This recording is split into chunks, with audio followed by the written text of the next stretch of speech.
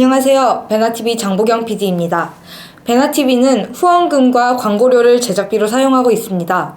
많은 분들이 후원해 주시지만 아직은 부족한 상황입니다. 그래서 광고를 끝까지 꼭 봐주십사 부탁드리고 싶습니다.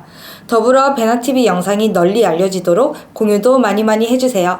감사합니다.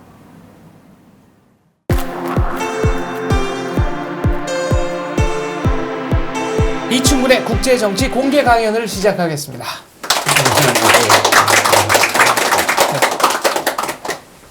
늘 하던 대로 50분 강연을 하고 10분 동안 질문을 받겠습니다. 그리고 그 시간이 지나면 카메라 꺼놓고 녹음기 꺼놓고 보다 자유로운 상태에서 1시간 동안 현장 방담 네, 뒤풀이를 하도록 하겠습니다. 오늘의 주제는 두 가지인데요. 하나는 중국의 경제보복 과연 실효성이 있는가 하는 문제고요. 두 번째는 미국은 북한을 공격할 것인가 라는 겁니다. 그 전에 한 애청자분께서 보내주신 편지 하나를 읽고 시작하겠습니다. 안녕하십니까. 저는 미국 콜로라도에 살고 있는 이주호입니다. 매일 베나TV를 보면서 국제정세와 탈북민들의 삶을 보며 나름대로 정치도 배우고 탈북민들의 고충을 같이 느끼며 TV를 보고 있습니다.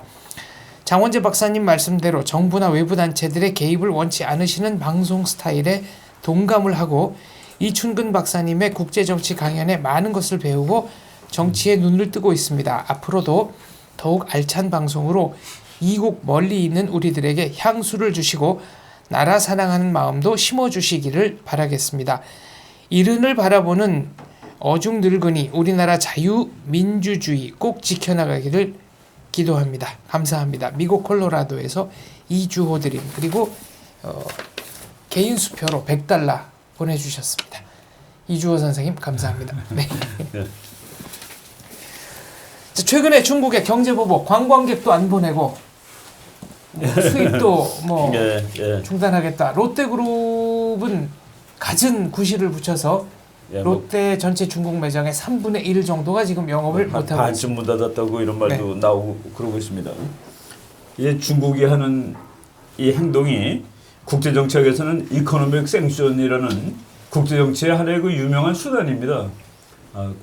그러니까 자기 원하는 목적을 달성하기 위해서 또는 자기가 원하던 것이 이제 이루어졌을 때 그것을 벌주기 위해서 그러니까 경제 보복이라는 그런 그 책도 있고 그런 용어도 있는데 한마디로 말해서 그것은 국가가 쓸 수 있는 수단 중에서 가장 능력이 떨어지는 수단으로 국제정치학에서는 이미 판정이 난 겁니다. 이코노믹 생션은 하나만하다. 하나만하다.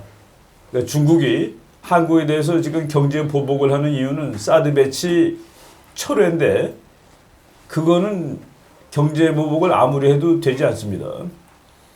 그래서 제가 그 글을 최근에 하나 썼는데 여기에 대해서 월간 조선 이제 3월 호에 나올 것 같아요. 중국의 행태가 왜 저러냐 했는데 이제 그거 말씀드리기 전에 이코노믹 생션이 왜 효력이 없느냐 그러면은 같이 아프기 때문에 그렇습니다. 상대방을 아프게 하는데 나도 아파야 되는 거예요. 나도 아파야 되기 때문에 예를 들어서 미국이 이제 소련이 나쁜 짓을 한다 그래가지고 밀가루 수출을 이제 소련은 그 냉전시대 때 밀가루를 이렇게 수입을 하거든요. 밀가루 수출을 이제 못하게 한 적이 있었습니다. 그런데 소련보다 독재국가의 소련보다 더 아픈 게 미국 농민들이에요. 미국의 농민들이 아픈 겁니다. 이거 농사 져놨는데 이걸 팔아야 되지. 그걸 못 팔게 하면 어떻게 해가 되고 그리고 또 하나 문제는 이 경제적인 수단은 항상 대안이 있다는 겁니다. 다른 데서 그 상쇄를 할 수가 있는 거예요. 미국이 안 팔면은 그러면은 아르헨티나가 기분 좋아지는 겁니다. 자기가 독점으로 팔 수 있거든. 그래가지고 이 경제적 보복은 국제 정치에서 의미가 없는 건데 그냥 쉽게 얘기하겠습니다. 우리나라 대장금이라는 영화가 중국에서 엄청나게 인기가 좋은 영화인데 중국 사람들이 우리나라 영화배우 이영애를 돈 벌게 하기 위해서 그것을 봤습니까? 자기가 보고 즐거워서 봤습니까? 이영애 돈 벌게 하려고 보지 않았습니다. 여러분들이 이제 우리나라에 있는 각종 마트에 갈 거예요. 근데 우리가 그 마트에 갈 때 예를 들어 롯데마트에 가면은 롯데를 내가 돈 벌어줘야 되겠다 해서 거기 가고 어느 날은 내가 오늘은 삼성 돈 벌어줘야 되겠다 해서 이마트를 가는 것이 아닙니다. 내가 좋아하는 물건이 이마트에 가면 많이 있어서 거기 찾아가는 거고 어떤 때는 롯데 가는 게 더 좋아서 글로 가는 거고 나의 이익을 위해서 내가 계산해서 가는 행동이거든요. 그래서 지금 중국이 우리나라 회사들을 중국이 규제를 하면 궁극적으로 중국 시민이 아픈 겁니다.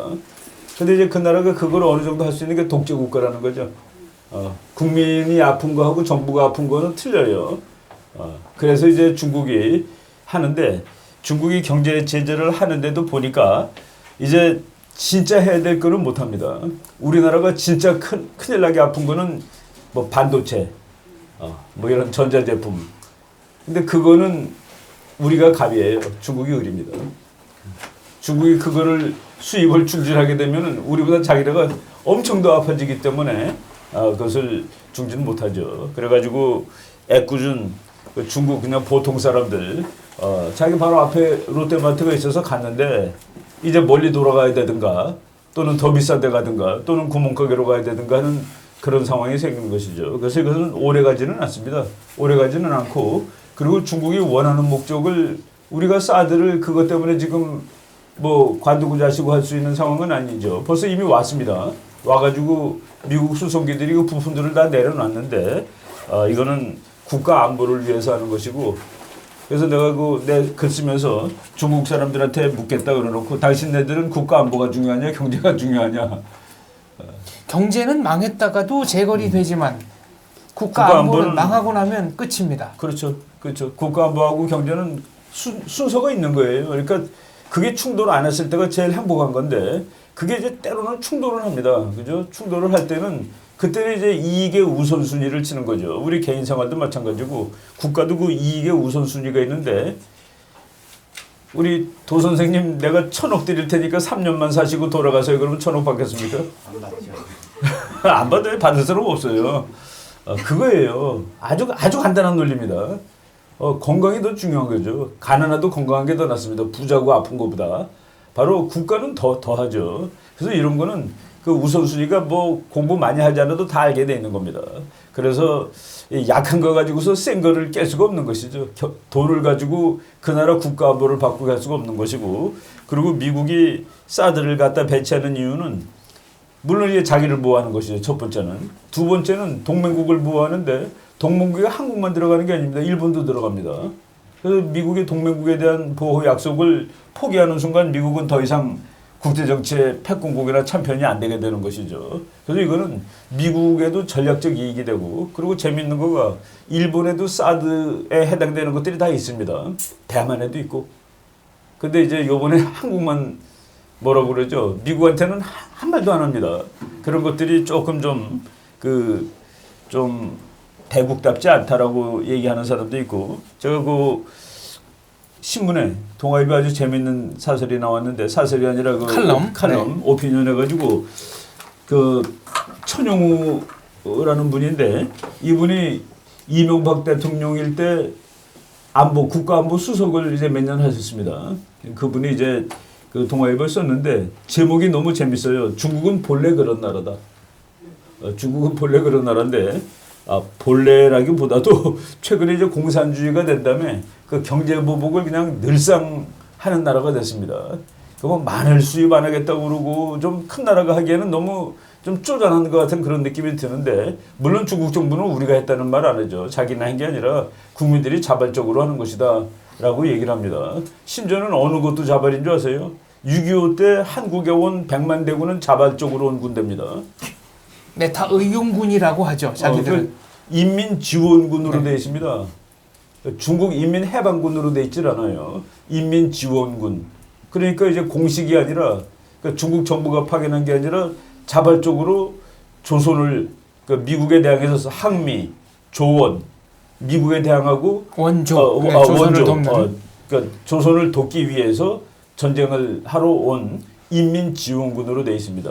그러니까 PLA, People's Liberation Army, 그게 바로 중국 군사력의 그 정식 이름인데 그걸 쓰지 않고 왔죠. 근데 이번에도 중국 정부는 중국 인민들이 자발적으로 한다 뭐 이렇게 얘기를 하는데 그거 아니라는 건 다 알죠. 그래서 이제 공산국가다 보니까 공산주의라기보다 독재 국가라 보니까 국민의 아픔하고 이제 정부의 아픔하고는 관계가 없습니다. 국민이 아무리 아파도 괜찮아요. 이게 역으로 적용되는 게 북한입니다. 북한을 경제 제재를 아무리 해도 별로. 그래서 지금 미국이 북한에 대한 경제 제재 하는데 거기 안 파는 품목들이 아주 재밌어요. 미국이 북한한테 팔지 않는 품목에 또 미국이라든가 서방이 북한한테 팔지 않는 품목 중에는 망원경, 만년필, 평면 TV 그리고 고급 만년필, 고급 만년필 내가 얘기했지. 요트, 캐비어. 그리고 일본은 일본은 아주 또 뭐 좋은 그 사시미 하는 회감 이런 거를 안 파게 되는데 그게 뭐냐면은 북한의 귀족, 북한의 지도층을 제재하지 않는 한 뭐 다른 일반 시민들이 쓰는 상품으로 백날 해봤자 그거는 효과가 없다는 그런 의미입니다. 그래서 그 독재 국가하고 이제 그 거래를 할 때 뭐 이코노믹 생션 이거가 수단으로 잘 효용이 없어요. 그리고 이제 또 다른 재밌는 뭐 재밌다기보다도 중국이 노르웨이를 경제 보복한 거 혹시 아시나요? 노르웨이를 경제 보복을 했는데 뭐냐면 연어 수입 금지입니다. 아니 어떤 이익 충돌이 있어서 노르웨이를 그게 이제 뭐냐면은 노르웨이가 그 노벨상 주는 데 아니에요? 노벨 평화상. 그 평화상은 또 이제 스웨덴이 아니라 노르웨이 거기서 이제 그렇습니다. 평화상만 노르웨이에서 심의를 하죠. 노르웨이에서 심의를 하는데 그 류샤오보라는 중국의 그 반치제 지식인한테 이제 노벨상을 준 거예요. 근데 노벨상을 줬는데 이런 그 반란군한테 노벨상을 줬다고 그래갖고 중국이 이제 항의를 대단히 심각하게 했습니다. 그래서 그리고 오히려 류샤오보를 감옥에다 잡아놓고 그러면서 이제 그래도 상을 철회를 하지 않으니까 그 중국이 뭐 이렇게 부자가 되면서 돈이 많아지면서 이제 연어를 수입을 하다가 그냥 급격히 뭐 몇십 %를 줄인 거예요. 그러니까 노르웨이 같은 데는 손해가 났는데 몇 가지 조건을 걸고 단계도 제시를 했습니다. 예를 들어서 노르웨이가 그러면은 본인이 안 와도 좋으니까 가족이라도 보내라. 근데 이제 가족도 안 보내고 이제 이거는 중국의 그 연어 수입 보복이 노르웨이의 행동에 변화를 일으켰냐는 그걸 얘기하는 겁니다. 본인을 보내라 그랬더니 본인은 죽어도 안 된다 그러니까 조금 양보해서 그럼 가족이라도 보내라. 가족도 안 된다고 그래가지고 그럼 노르웨이가 철회를 한 거냐? 아닙니다. 상을 주는 날 빈자리에다가 류샤보 이름을 써놓고 거기다 상을 줬습니다. 그러니까 오히려 그것이 세계 방송에 공개돼가지고 중국은 더 자기가 원하는 것보다 더 나쁜 결과를 얻게 된 것이죠. 그러니까 노르웨이에서 연어 가지고 보복을 하려고 했는데 못한 겁니다. 그리고 또 하나는 영국도 보복을 했어요. 영국이나 프랑스도 보복을 합니다. 이제 뭐 영국 물건 수입 안 한다든가 뭐 이런 거로 보복을 하는데 그거는 이제 달라이라마가 중국한테는 아주 미치는 사람입니다. 달라이라마가 이제 전 세계를 이제 여행을 다니고 그리고 티베트 독립을 호소하는데 그거를 이제 영국 총리가 받아줬다고 그래가지고 프리 티벳, 그 자유 티벳 사르코지도 한번 걸려가지고 구성을 한 적이 있었습니다. 거기 바로 전부 다 2000년대 초반 중반의 일인데 그것이 그러면 유럽 사람들로 하여금 사르코지를 못 부르는 그거로 작용을 했느냐? 작년인가 금년인가 작년 같으다. 유럽 의회에서 불러서 그냥 한꺼번에 여러 나라 사람을 다 만났습니다. 유럽 의회는 유럽의 그 이제 국회나 마찬가지죠. 거기서 여러 나라 대표들을 유럽 전체 대표들을 이 달라이라마가 만나서 뭐 독립을 호소하고 또 얘기를 했죠. 그래서 중국이 경제 보복을 하느라고 뭐 몇 가지 했는데 그건 다 실패로 돌아갔습니다. 그리고 경제 보복이 아니라 조그만 그 이제 밀리터리 그걸 보복하는 경우도 있는데 그 이제 월남이라든가 이런 나라들한테 이제 쓰는 수단이죠. 국지전이라든가 이제 무력 수단을 동원하는 경우가 있습니다. 해군이 가서 그 월남이 자기 앞바다에서 이제 석유를 캐내는데 중국은 그게 우리 바다인데 왜 네가 캐느냐 하고 막 말썽이 있었습니다. 그 중국이 와가지고 그 캐는데 그 시추하는 파이프를 그냥 끌어버리고 막 그런 행동을 하는 거예요.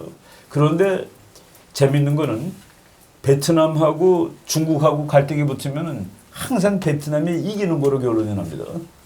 베트남이 이기는 거로 결론이 나는데 베트남이 중국의 이제 경제 의존도가 뭐 무지하게 높죠. 우리보다도 훨씬 높습니다. 그런데 베트남은 안보 문제가 붙으면 전쟁하겠다고 그런 나라예요. 전쟁이라도 불사한다고 그러고 아주 그 늙은 미국하고 전쟁했던 그 늙은 장군들 90세 된 사람들이 텔레비에 나와가지고 온 국민들이 총 들고 북경까지 달려가자라고 호소를 합니다.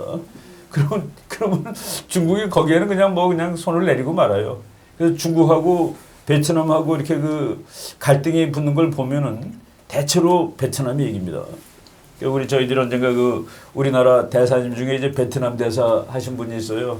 그래서 그 나라 가서 그 전략을 한번 걔네들한테 배워와야 되겠다고 그렇게 의존적이면서도 당당하게 모든 일에 다 이기는 그 베트남의 뭐를 좀 배워야 되겠다는 그런 말을 한 적이 있습니다. 베트남과 한국은 지정학적으로 또 문화적으로 일란성 쌍둥이다 이런 네, 말씀도 비슷하죠. 하셨죠. 네. 그렇죠. 네. 관광객들이 안 오는 것, 우리의 체감 온도 차이가 좀 있습니다. 그 내가 오늘 그 전철 타러 오면서 홍대 앞에 그 중국 사람들 무지하게 많이 오는데 역시 그냥 비슷하게 중국말이 많이 들리더라고요 지금도. 이제 근데 그게 뭐 비행기가 일본이 센카쿠 열도할 때 52,000석이 한꺼번에 주는 적이 있답니다. 비행기 좌석으로. 그 센카쿠 가지고 서로 이제 짓거라고 그럴 때. 근데 중국이 어느 날 슬그머니 풀었어요. 슬그머니 풀고 지금은 오히려 일본의 중국 관광객이 너무 많아서 이제 쩔쩔매는데 우리나라 어떤 신문 그저 논설에는 그렇게 썼더라고요.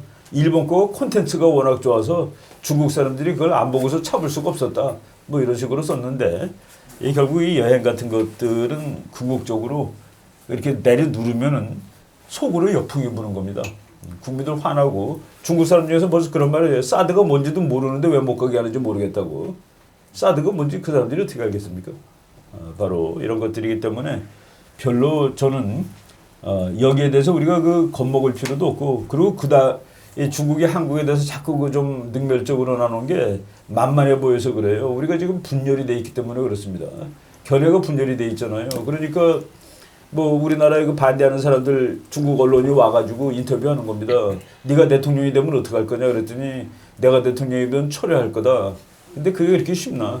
우리나라를 진정으로 이코노믹 생션할 수 있는 가장 막강한 칼을 가지고 있는 나라는 미국입니다. 미국이 한국 이코노믹 생션하면 정말 죽습니다.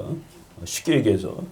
그러니까 예를 들어서 미국 정부가 한국에 뭐 그냥 너네 등급을 한 3등급 내려줄까 그러면 그날로 난리가 나는 거예요. 그러니까 수입 금지 조치를 취하거나 관세를 부과하거나 뭐 이럴 필요도 없이 그렇죠. 국가 신용도만 2-3등급 떨어뜨려도 그렇죠. 당장 난리가 납니다. 실화로 있는 거가 노무현 대통령 때 미국이 그 등급 우리나라 경제 신용도 등급 하락했다고 시키겠다고 그래가지고 뭐 정말 그때 그 직접 이제 했던 사람들 얘기죠. 가서 미국 가서 이거 절대로 아니다. 그리고 우리는 그 미국한테 반대하는 나라가 아니다. 그런 거 걱정하지 말라라고 사정하고 그런 현실이 있습니다. 있는데 그래서 중국이 한국을 경제 보복을 하는데 이 보복이 원하는 목표를 달성할 수는 물론 없을 것이고 그리고 이 보복하는 그 양식이 궁극적으로 중국 사람들을 피곤하게 만드는 그런 일이 됩니다. 물론 이제 우리는 민주국가니까 그 개인 기업이 그렇게 힘든 거가 이제 뭐 중국보다 그 아픔이 더 많이 느껴질 수 있죠. 그렇지만은 뭐 대한민국은 민주주의 국가고 중국은 민주주의가 아닌데 그 독재에 금가게 하는 그런 요인으로 작동할 수 있는 것이죠.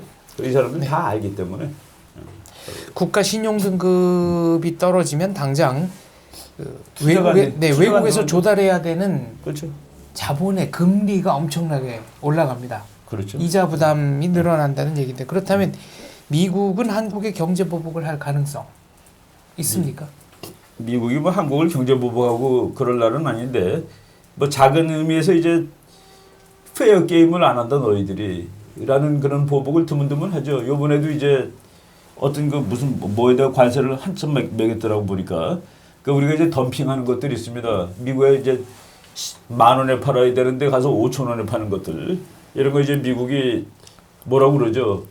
그러니까 자기네 시장, 자기네 상품이 피해를 입으니까 그래서 이건 너네가 지금 가격을 조작한 것이고 덤핑하는 거라고 그래가지고 이제 벌금을 매긴 거나 뭐 이런 경우인데 요번에 중국이 벌금 엄청나게 받았죠. 미국하고 조 단위로 그렇죠. 받았습니다. 1조 3천억짜리 네. 벌금 받은 중국 회사가 있는데 중국 통신사입니다.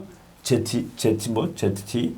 하여간 그 중국 통신사 중에 하나가 이제 미국하고 약정을 할 때 여기서 배운 미국이 제공하는 이 고급 기술을 특정 위협 국가에다가 공개하거나 팔면 안 된다 뭐 이런 거가 다 있지 않습니까?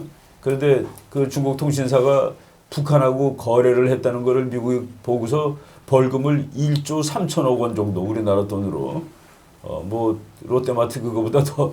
그리고 이제 신문 그 방송 같은데 우리가 당할 것이 GDP의 1조라고 그랬는데 그건 저는 한쪽이 일방적으로 당하게 돼 있지 않습니다. 그래서 그렇게 1%라고 쓰는 거는 좀 뭐 무리가 있는 분석이라고 저는 봅니다. 1%까지 안 가죠. 못 가죠. 아무튼 중국의 경제보복, 대한경제보복은 별 실효성이 없을 것이다. 이거는 말씀이시네요. 그 실효성이라 하여간 원하는 목적이 달성될 것 같냐 그거로. 중국 사람들한테 그걸로 해서 한국이 사드를 배치하지 않을 것 같냐. 그리고 사드 배치는 우리나라 경제하고도 또 사실 관계가 있습니다. 왜? 미국하고도 다 경제적으로 연계가 돼 있으니까. 바로 두 가지를 다 봐야지 양쪽을 다 봐야 됩니다. 중국이 이렇게 경제보복을 해서 우리가 사드 배치를 안 한다고 한다면 그러면 비슷한 일이 이번으로 그치겠느냐 하는 문제도 있습니다. 그래서 이제 그 중국이 자기가 하니까 되더라라고 생각하면은 우리는 그때 이제 중국한테 꼼짝도 못하는 상황으로 빠져들어갈 수 있죠. 여기 그 천영우 수석이 이런 말 썼습니다.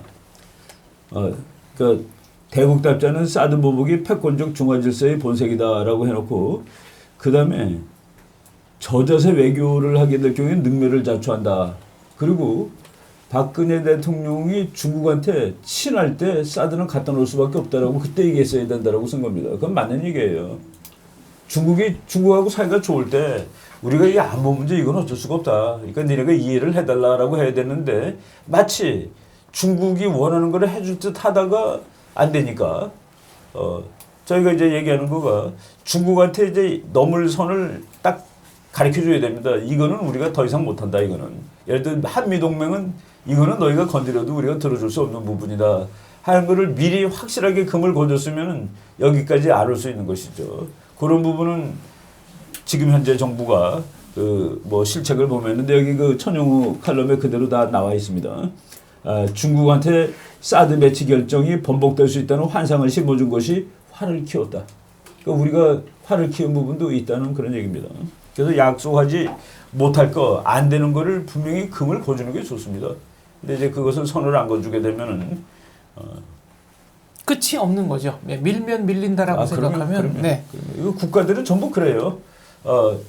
그 모든 국가의 기본 행동이 힘을 늘리는 행동입니다. 그리고 자기 영향력을 늘리는 행동인데 그 뭐 중국 같은 나라는 또 전통적으로 서구식 국제 질서가 아니기 때문에 그러니까 중국의 국제 질서는 공부하다 보면은 서양하고 다릅니다. 뭐가 다르냐면은 서양에서는 이제 이 국가들이 전부 힘이 비록 다를지라도 동등한 대우를 받을 때 질서와 평화가 유지된다라는 그런 감을 갖고 있는 거예요. 그러니까 모든 국가는 뭐 미국이 아무리 힘이 세도 그냥 조그만 나라랑 동등해 라고 스스로 얘기를 함으로써 자기가 그들을 더 잘 지배할 수 있다라고 보는 그런 국제정치관인데 그는 뭐 미국식 사고방식이 아니라 그 웨스트파리아. 네, 베스트팔렌 조약. 베스트팔렌 네. 조약이라고 이제 중세의 이제 종교전쟁 그 30년 전쟁이라는 큰 전쟁 후에 그 웨스트파리아에서 맺은 조약입니다. 그때 유럽의 각 국가들의 동등한 권리, 주권을 인정하는 그런 계기를 만든 그래서 모든 나라는 동등하다예요. 힘 세건 약하건. 그래야지 국제 질서가 유지될 수 있다라는 그게 이제 서양의 질서고 지금 우리나라가 답습하고 있는 것도 똑같은 질서입니다. 그러니까 지금 서구 질서가 세계를 지배하고 있는데 중국의 그 중화 질서라는 거는 위계 질서입니다. 그 같으면 안 되지. 어떻게 선생님하고 제자하고 같고 왕하고 신하고 같고 형하고 동생이 같을 수가 있어. 여기는 이게 세로로 보는 거예요. 서양은 수평으로 보는 거고 이 수평적일 때 질서와 평화가 온다라고 보는데 중국 사람들은 사람마다 자기가 사회에서 가다 들어가서 꽂힐 자리가 있어요. 이렇게 수직으로. 그리고 거기에 해당되는 직분도 있습니다. 그러니까 뭐 동생으로서 형으로서 선생님으로서 제자로서 왕으로서 신하로서 그 직분을 잘하면은 그 사회는 평화롭다 해가지고 중국은 국제정치를 만들 때도 그거를 법적으로 그러니까 불평등을 법적으로 조직화시키는 겁니다. 그러니까 한국은 왕이고 자기네들은 황제고 그러니까 왕보다 더 낮은 나라도 있어요. 그 나라는 뭐 공국, 제후국이죠. 네. 뭐 공이 지배하는 나라도 있고 후가 지배하는 나라도 있고 그래서 뭐 공국, 후국 그 옛날에 보면은 정나라 장공 네. 왕이 아닙니다. 그 주나라 무왕 왕입니다.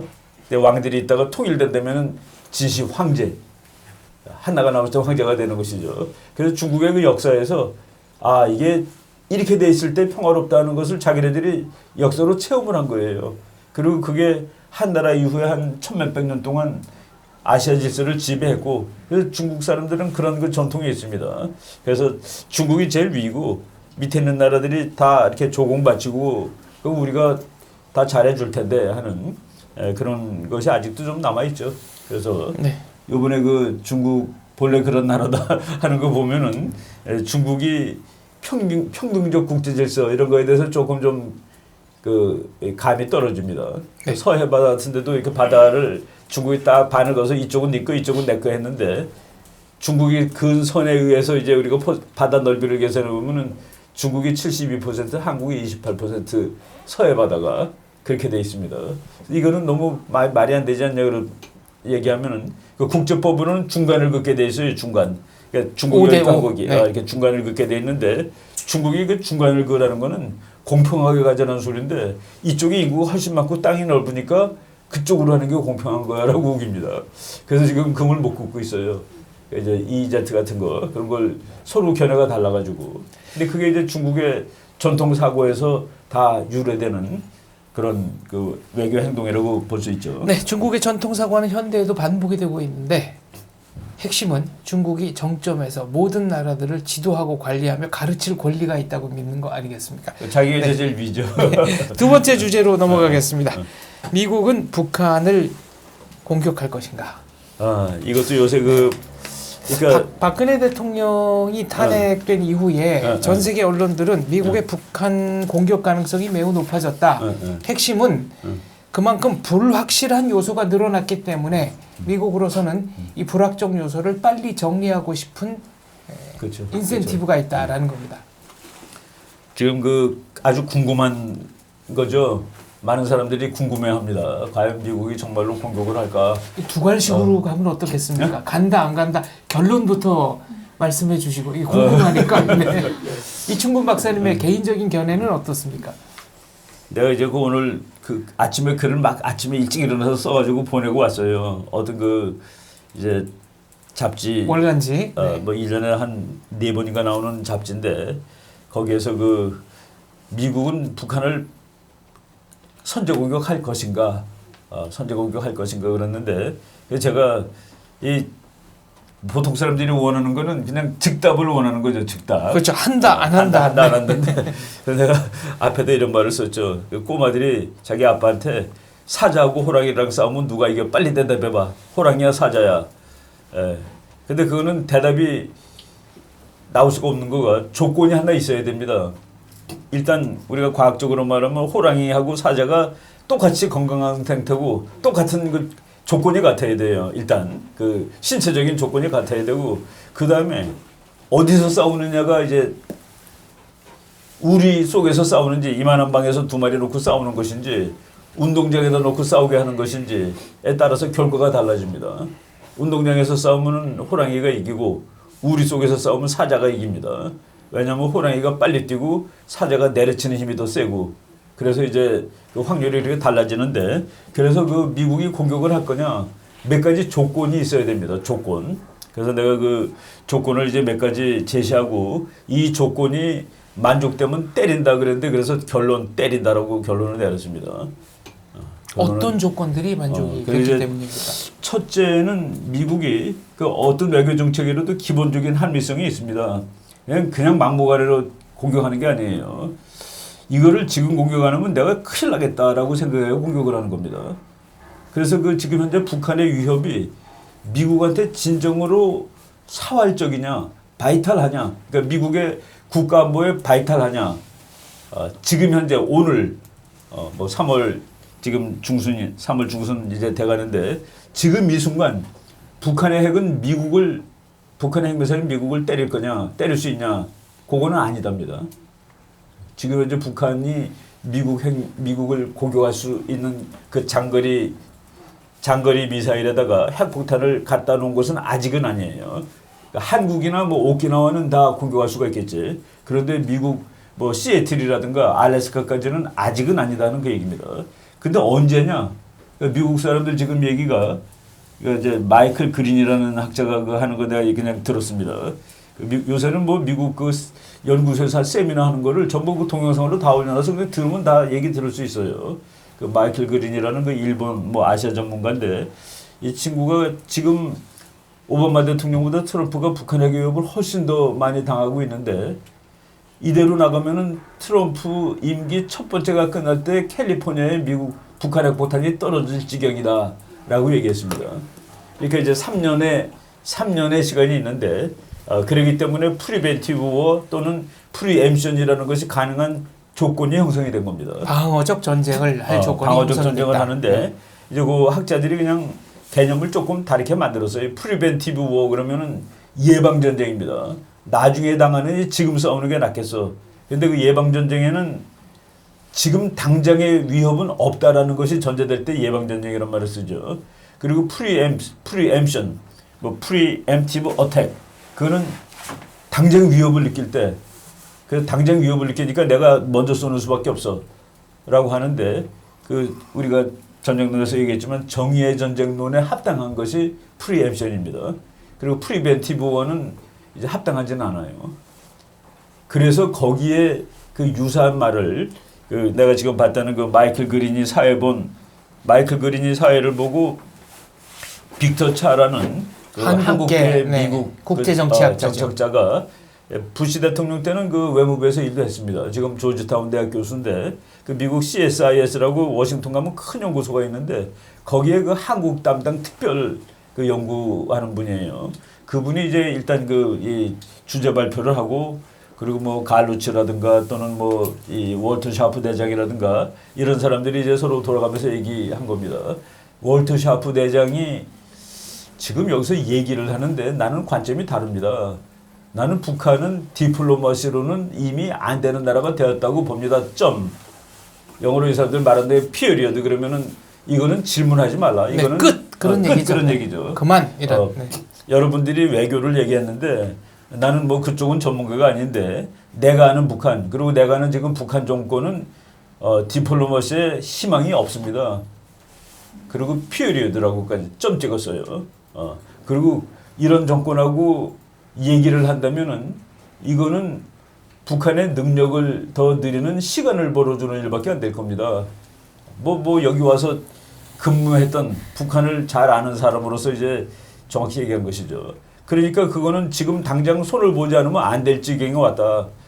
디플로마시 말로 하는 거 가지고 안 된다죠. 말로 하는 거 갖고 안 되면 고되면은 뭐 제재인데 그 제재를 이제 모든 옵션을 다 올려놓고 해야 되고 그리고 이제 이 사람이 뭐라고 그랬냐면은 미국이 그것을 할 수 있다는 능력을 확실하게 보여줘야 되고 그리고 할 수 있다라고 얘기했습니다. It's doable. do에다가 ABL이 치면은 할 수 있는 뭐 가능한 그 뭐 이제 우리가 그냥 그 회화할 때 쓰는 건데 doable이요. doable. 확실하게 할 수 있는. 그러니까 그 사람 육군 대장이 doable 그러면 doable 한 거죠. 그렇죠. 그렇다고 봐야지. 그리고 능력이 있는 겁니다. 그리고 요번에 또 이제 그 니키 헤일리라는 사람이 이 사람이 원래 그 사우스캐롤라이나 주지사인데 인도계예요. 인도계인데 트럼프 연설에 대해서 이렇게 나와서 시비 거는 사람인데 트럼프가 대통령 된 다음에 인도 대사를 시켰습니다. 미국에서 내가 말하자면 인도 대사가 아니라 유엔 대사. 유엔 대사는 미국에서 그 내각에 들어갑니다. 장관급이에요. 그런데 유엔 대사로 인도 사람을 지명했다는 건 아주 의미가 있죠. 중국을 견제하는 가장 확실한 나라가 또 인도입니다. 인도와 베트남 가운데 이제 인도. 그렇죠. 인도. 뭐 인도가 이제 득치가 크니까. 근데 그 니키 헤일리가 요 며칠 전이에요. 북한하고 대화는 못하겠다. 대화를 거부하는 식입니다. 아예 대화는 못하겠다. 그리고 우리는 지금 북한 문제를 해결할 수 있는 모든 옵션을 전부 다 테이블에 올려놓고 그 중에서 하나도 배제할 것은 없다. 라고 얘기했습니다.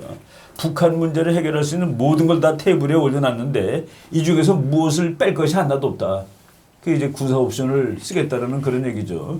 그러니까 니키 헤일리라는 사람도 그렇게 얘기하고 그리고 트럼프는 영어가 무지하게 쉬운데 2월 13일 날 얘기한 겁니다. 2월 12일 날 북한이 미사일을 한 방 쏘고 그 2월 13일 날은 그 날짜가 맞은 건 아니지만 우연의 일치일 수 있겠지만은 김정남 피살, 이제 김정남 피살됐죠. 암살 사건. 그때 그 캐나다 수상의 그 예방을 받고 대화를 한다면 나와서 기자회견을 할 때 북한은 정말로 큰 문제입니다. 그래서 빅 프로블럼이라고 그랬습니다. 정말로 큰 문제고 미국은 그것을 most strongly 아주 제일 가장 강력하게 강력하게 대처할 거요. 라고 얘기했는데 그게 뭐냐 말로 한다는 소리는 아닌 것 같고 그래서 지금 폭격론이 이제 그 나오는 계기가 그겁니다.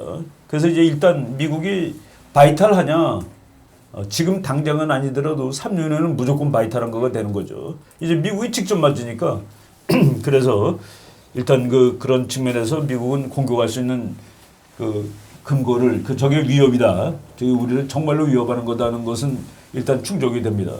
두 번째는 그럼 그렇게 할 수 있는 능력이 있느냐? 능력 있죠.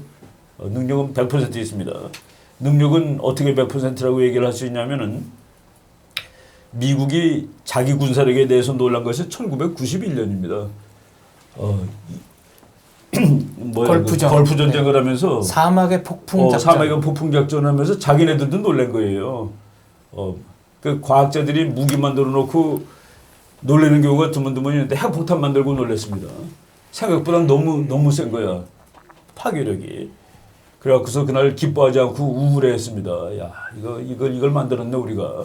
그런데 이 걸프 전쟁을 하고서 미국이 너무 잘 싸웠대 자기가. 실제로 병력을 집결시키는 기간이 길어서 그렇지 작전은 며칠 안 했습니다. 군인은 그냥 한 3일, 육군은 한 3일 했죠. 이제 무기가 좋아져서 그렇습니다. 그런데 이제 그때 그게 부시 아버지예요. 부시 아버지가 대통령일 텐데 부시 아버지가 이제 딱 손을 딱 털면서 이제 전쟁은 끝났어. 그리고 이라크 국민들한테 이라크는 당신 것이오 그랬습니다. 여러분들 것이오 그랬는데 보니까 후세인 거더라고요. 아직도 계속. 그래서 그때 미국이 그때 이제 좀 이게 전쟁을 우리가 틀리게 했다라고 하는 겁니다. 그리고 전쟁론 다 전략론대로 이제 했는데 이게 그 이론대로 하면은 이라크는 이라크 국민 거 가야 되는데 왜 후세인의 군사력이 다 없어졌으니까. 근데도 후세인이 저렇게 통치를 하고 국민을 압박하는 걸 보고서 그 아들 부시는 전쟁을 하는데 군사력이 아니라 트럼프를 찾아다니죠. 그거만 제거하면 된다고. 독재자를 제거하는 참수 작전이 입안이 됩니다. 그 얘기할 때 미국 해군사관학교에서 부시 대통령이 얘기를 했습니다. 이제 미국은 어느 나라랑 싸울 때 그 나라의 군사력과 싸우지 않아도 되게 되었습니다. 그 나라의 지도자, 그 나라의 레짐하고 싸울 수 있는 나라가 되었습니다. 그래서 이제 죄 없는 사람들 다 구할 수 있고 독재자들이 죄 없는 사람들 수매에 끼어 있어도 우리는 독재자만 골라서 해결할 수 있습니다. 이제 그만큼 테크놀로지가 좋아졌다는 그런 얘기죠. 그러고 나서 지금 12년 지난 겁니다. 최근에 북한이 추가 핵실험을 준비하고 있다는 징후가 있습니다. 미사일 쏜 것과는 별개로. 그렇죠. 이것도 영향이 있습니까? 추가 핵실험, 미사일 이게 전부 다 내가 이제 어제 저녁 때 그 프로를 다시 봤는데 거기서 3월, 4월, 5월은 북한의 핵실험 시즌이죠라고 빅터차가 얘기하니까 사람들이 다 웃더라고요. 4월, 5월이 그 시즌인 것은 4월 달에 그 김일성 생일이 있어서 그렇습니다. 김일성을 위대하게 하기 위해서 커 보이는 일을 하는 것이죠. 4월은 북한의 핵과 미사일 실험 시즌입니다라고 얘기할 정도인데 요번에도 그렇게 한다면은 그거는 촉매자가 될 겁니다. 미국으로 하여금 와서 건드리게 하는. 영국 공군 참모총장이 최근에 방한한 사실도 그렇죠. 영국 북폭론에 그렇죠. 영국이 지금 오고 그러는데 지금 북한이 핵실험하는 것을 공격한다는 얘기는 지금 처음 나온 얘기가 아니라 이제 태평양 사령관 해군 장군인데 그 사람이 벌써 몇 년 전에 오바마 대통령이 있을 때 북한이 핵실험을 할 경우에 핵시설을 폭격하겠다라는 말을 한 적이 있었습니다. 핵시설을 폭격해버리겠다.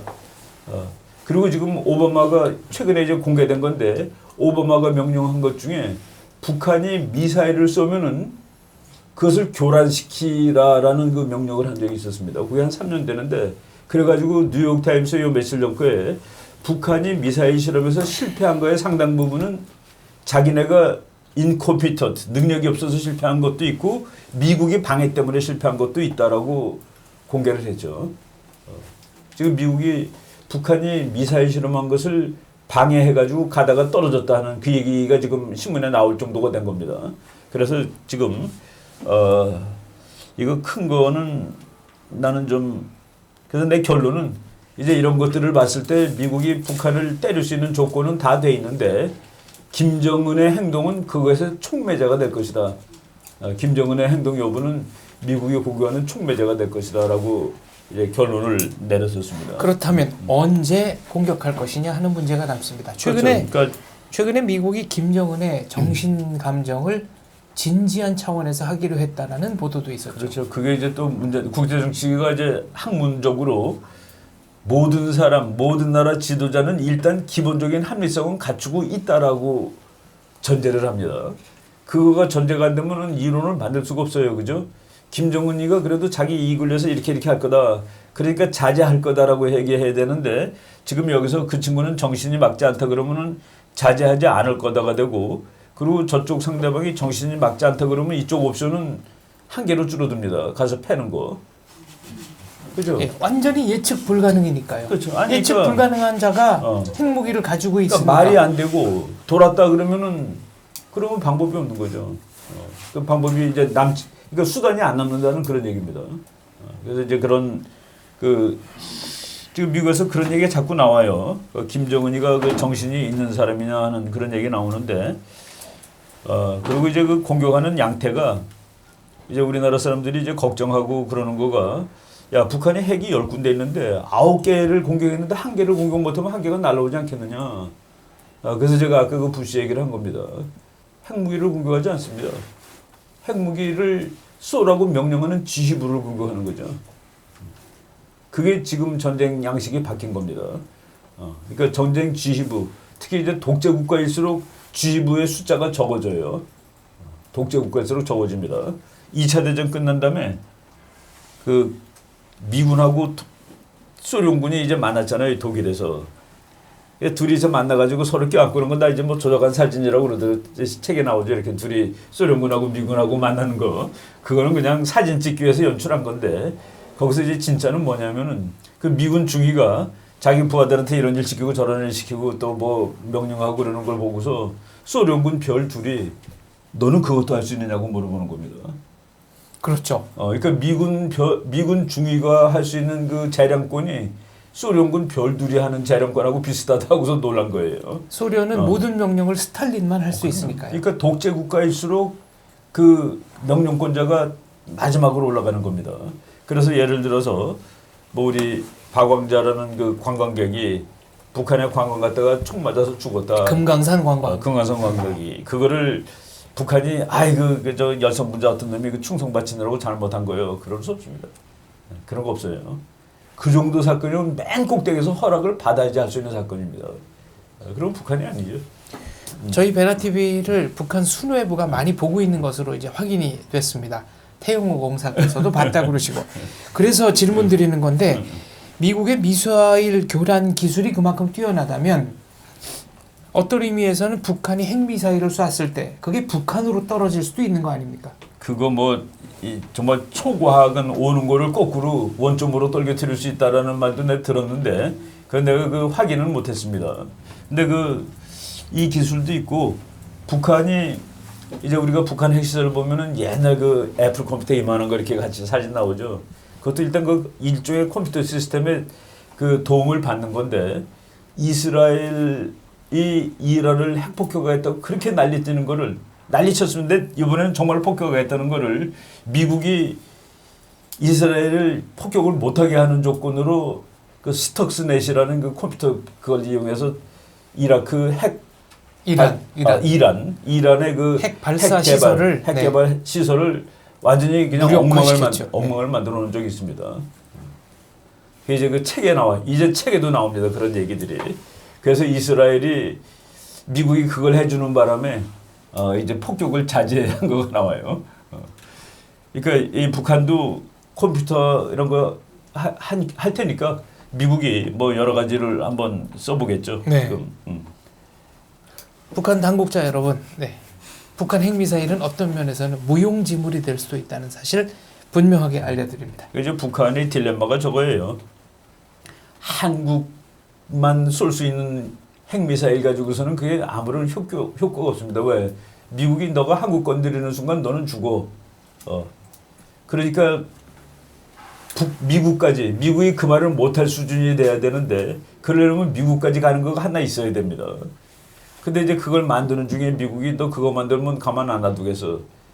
그게 이제 트럼프가 트위터로 보낸 것이죠. 금년 1월 1일 날 김정은이 이제 대륙간 탄도미사일이 완성 단계에 놓여 있다 그랬더니 트위터가 그 완성될 일이 없을 것이다. 네, 그런 영어도 일은 아주 너무 쉬워. It won't happen. It will not happen. 네. 그런 일은 벌어지지 않을 그런 것. 일은 네. 일어나지 않을 것이다. 그러니까 뭐 말투가 그냥 주거니 받거니가 보통 세지가 않습니다.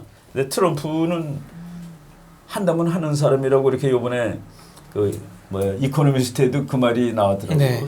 그 사람 미국 사람들이 트럼프가 약속을 다 지킬 것이라고 믿는 이유 뭐 이렇게. 그렇다면 언제쯤 그러니까 이게 좀 언제라고 얘기하기가 좀 예측입니다만. 그런데 이제 미국이 이제 거의 그러니까 뭐 금년 중에 작년에 미국에서 그랬대요. 미국 학자들끼리 2016년 12월 31일 날까지 김정은이가 있을까 없을까 가지고 돈 내기 했던 돈 내기 했던 뭐 100불 걸고 막 그랬다는 얘기도 들었는데 그 토마스 리기라는 아주 괜찮은 기자 출신 학자가 있는데 그 친구는 작년 5월 달 그 무렵에 12월 31일까지 김정은이가 없어지더라도 놀랄 거가 없다. 현재 받쳐주고 있는 게 아무것도 없으니까 라고 얘기를 한 적이 있어요. 지금 뭐 북한이 상황이 뭐 하나도 좋지는 않습니다. 그래서 지금 한반도가 격동이에요. 격동. 근데 이거를 잘 활용하면은 괜찮지. 잘 활용하면 오히려 괜찮을 수 있습니다.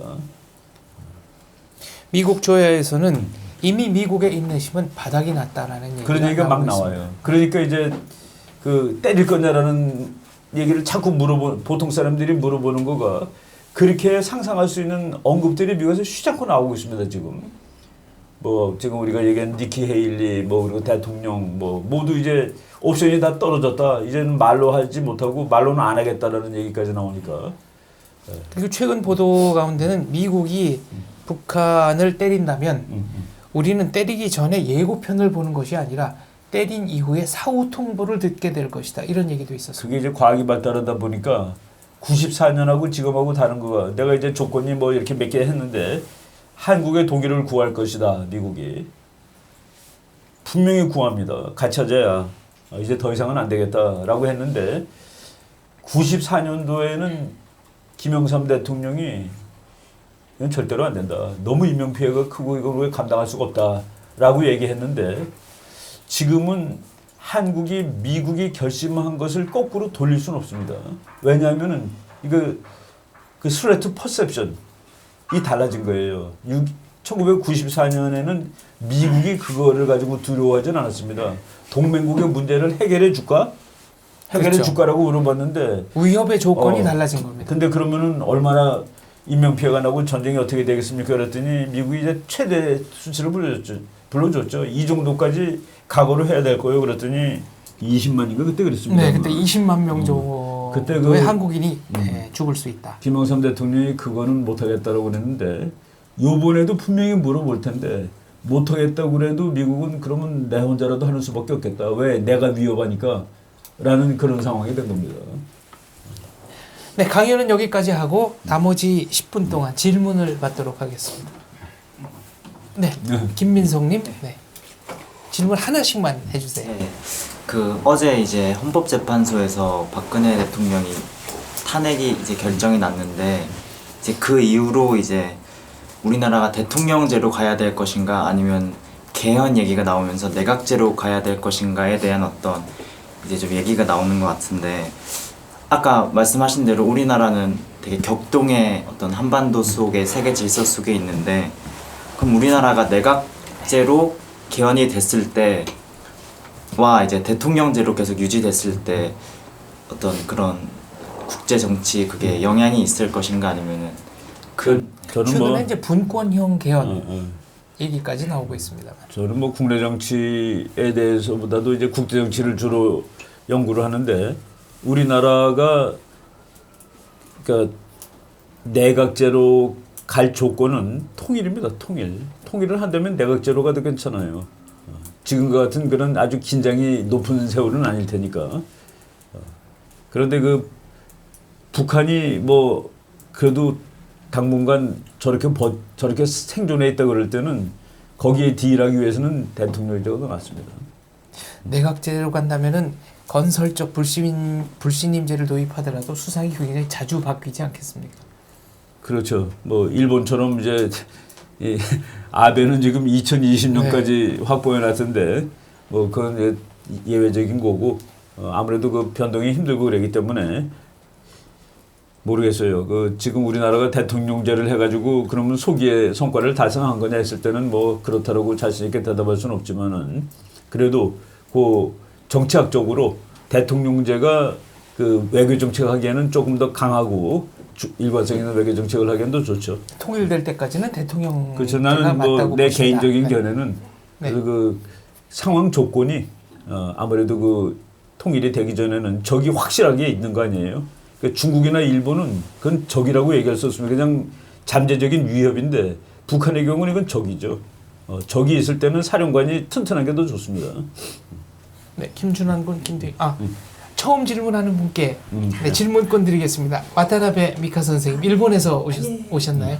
지금 네. 한국에 살고 있습니다만은 그 일본 언론은 그 한반도情勢에 대해서 굉장히 한국 언론보다 더 심각하게 받아들이고 그런 보도를 많이 하고 있습니다. 예를 들어서 뭐 석강후지라는 그 신문에서는 그 지난번에 미티스 장관이 방한 목적이 그 성내는 그 자기 그 정부가 뭐 자역 정부가 소개될 경우에는 이제 공격을 마땅하지 않겠다 이런 경고를 주기 위해서 그 방한했다는 그런 기사가 나왔었습니다. 이번에 나왔죠, 굳이.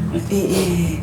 그런 점에 있어서 지금 그 한미일 동맹이 어느 때보다 더 중요한 그 강화가 필요한 시기라고 생각합니다만은 그 어떤 방법이 가장 그 좋은 방법이라고 생각하십니까? 민간 차원에서 그러니까 저희가 민간인들도 할 수 있는 그 일이 있을까요? 그 이제 뭐 정부가 달라지더라도 국가 안보가 같다라고 생각을 그 원칙이 있으면 됩니다. 국가 안보는 어느 경우라도 이거는 다 같아야 된다. 그게 이제 철칙이죠. 그 미국이 대통령이 바뀌었을 때 외교 정책이 바뀐다고 보통 얘기하지 않습니다. 외교 정책이 바뀌는 거는 사람의 성격에 따라서 바뀌는 거예요. 그러니까 트럼프가 돼서 미국 외교 정책이 바뀌는 게 아닙니다. 그러니까 공화당이 돼서. 그런데 트럼프는 오바마보다는 씩씩한 사람이에요. 그리고 좀 과격하고. 그래서 바뀌는 것이지. 미국에서 가장 과격한 대통령 중에 하나는 민주당의 케네디입니다. 그래서 국가안보에는 뭐 여야가 없다고 되는데 그 이제 여야가 있게 될 경우에는 이제 문제가 생기는 것이죠. 미국은 한미일 삼각동맹에 금이 가는 거 그런 일은 원하지 않겠다라고 얘기를 한 거라고 보시면 됩니다. 네, 그다음에 뒤에 심연주님. 미국이 북한에게 선제 타격을 적절한 시기에 해서 만약에 성공을 한다면 그 북한까지도 저희 한반도나 미국 정세에 들어올 것인지 아니면 만약에 그 공격이 조금이라도 실패가 돼서 중국이 알아차리게 돼서 중국이 어떤 조치를 대응을 할 것인지가 제일 궁금합니다. 최근에 중국이 병력을 북중 적병지대로 대거 이동했다는 보도도 있었습니다. 예, 그게 이제 중국이 개입하려는 것인지 그렇지 않으면은 불꽃이 바깥으로 튀는 것을 막으려는 것인지 뭐 그 두 가지 중에 하나인데 저는 당장은 불꽃이 튀는 것을 막는다는 거로 봅니다. 지금 미국하고 뭐 갈등을 벌이기에는 중국은 너무 미국한테 그 경제적으로 걸려 있는 게 많아요. 지금 6.25 때도 들어오지 않았느냐. 6.25 때는 미국하고 중국하고는 완전히 따로입니다. 그래서 뭐 경제 제재 이런 게 좀 다르죠. 근데 지금은 경제적으로 엄청나게 얽혀있기 때문에 그 미국이 북한하고 싸우는데 중국이 6.25 때처럼 할 가능성은 그때보다는 적을 거다라고 저는 봅니다. 그때보다는 적고, 그래서 그 북한 문제에 중국이 무력을 사용해서 개입을 할 정도까지는 아니지 않겠냐라고 보는 거죠. 네, 다음 질문 받겠습니다. 아까 김준환, 김대희 두 분 저는 이따 네. 이제 제가 그냥 거의 개근상 받으시는 분들인데요. 개근상. 네, 김준환님부터. 그 렉스 스틸슨 국무장관이 이렇게 한국, 일본, 중국 이제 방문하는 걸로 며칠 떠오죠. 아는데 그게 박사님께서 이제 선제 타격 그 가능성이 있다고 하시지 않았습니까? 만약 렉스 스틸슨이 그것 때문에 방문해가지고 치유 통첩을 날린다는 그런 말도 있는데. 그거 이제 북한이 행동하는 걸 보겠죠. 지금 북한 행동하는 거를 다 보고 있으니까 예를 들어서 뭐 지금 정말로 쟤네들이 대륙간 탄도미사일 쏠 준비를 하고 있다라든가 또는 뭐 핵실험을 하는 것이 분명하다라든가 그러면은 상황은 간단하지 않을 겁니다. 김대희님까지 질문할 수 있겠습니다. 간단한 질문으로 네. 드리겠습니다. 교수님과 생각이 하나만 빼놓고 다 같으시다. 김태우 박사님 강의를 어떤 분이? 김태우 박사님. 김태우. 전술핵에 대해서 말씀하셨는데 아, 아. 그분께서는 전술핵은 실제 배치되기 힘들 것이라고 얼마 전에 강연에서 아, 하셨습니다. 아, 그리고 하지만 그게 정말 그 외교적 카드로서 정말 좋은 카드라고 말씀하셨는데 그 전술핵 배치에 대해서 향후 전망에 대해서. 이제 그 전술핵 배치가 쉽다 어렵다라는 걸 얘기하는데 미국이 말이죠. 핵이 있다 없다를 얘기한 적이 원래 없어요. 미국이 한국에 핵이 있냐 그러면 몰라. 없어. 정말 없냐? 잘 모르겠어. 있냐? 없어. 뭐 왔다 갔다 하는 거. 그걸 NCND라고 그래요. 그 Neither Confirm Nor Deny.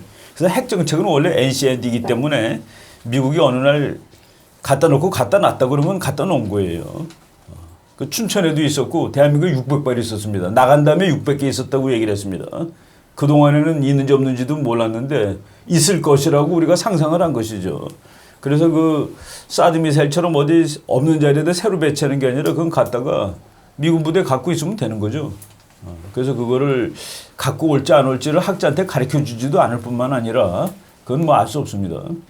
만약 전술핵 배치를 한다면 그것은 외교상의 문제가 아니라 안보상의 문제이기 때문에 언론에 알리거나 그럴 이유가 없이 그냥 그렇죠. 저는 갖다 뭐 놓으면 미국이 된다, 전술핵 이런 배치를 말씀이시네요.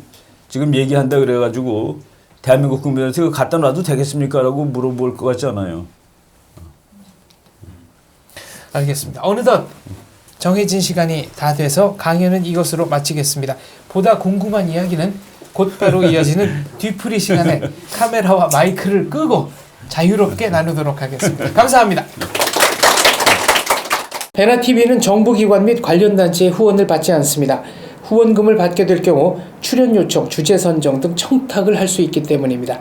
그래서 베나TV는 정부기관 및 관련 단체의 후원을 받지 않습니다. 베나TV가 지속적으로 프로그램을 만들 수 있도록 시청자 여러분께 부탁 말씀 올립니다. 시청자 한 분이 한 달에 1,000원씩 후원해 주시는 111 캠페인 많이 도와주시기 바랍니다. 그리고 후원해 주시는 여러분들 감사합니다.